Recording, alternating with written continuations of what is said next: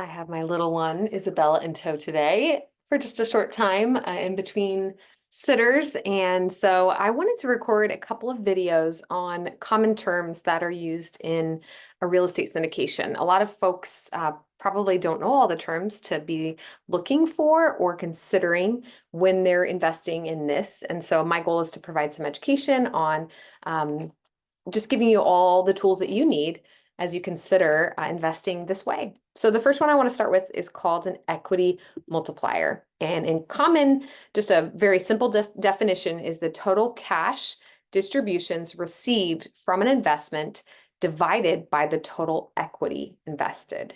And so an easy way to do the math on this is I see often like a 2 to 2.5 times equity multiplier. So if you put $100,000 into that investment, the sponsor's projecting that you'll get back your initial 100,000 plus 100 to 150,000 in profit at the end of the loan or the end of the hold. And so again, 100,000 in on the back end, 100,000 initial 100,000 back to you plus 100 to 150,000 dollars in profit. So you'd be looking at 2 to 2.5 times equity multiplier on that back end. Now, this is a projection. It is never guaranteed. And if somebody's guaranteeing that to you, then I would run the other direction. Always keep that in mind that there are risks involved, and you should always be aware of that before you put your money anywhere, do your due diligence. But the equity multiplier is a really great way to look and see what your money can do for you over the length of the hold. And every investment's a little bit different, and some of them are more focused on the cash flow. It's a stabilized asset and you're getting cash flow from day one. Some of them are more focused on the appreciation of the asset, like a build to rent.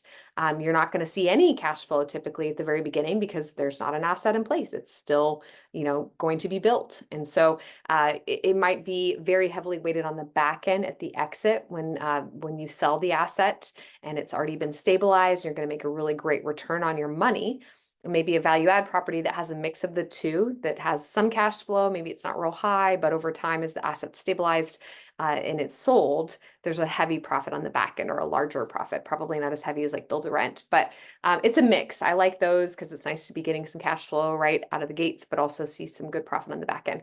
But maybe you want to invest for cash flow only. And so you're focused more on the debt side of things, doing like lending and seeing heavy cash flow throughout, but no upside on the back end. So I think it's really important to begin with the end in mind. What are your goals? What are you trying to accomplish?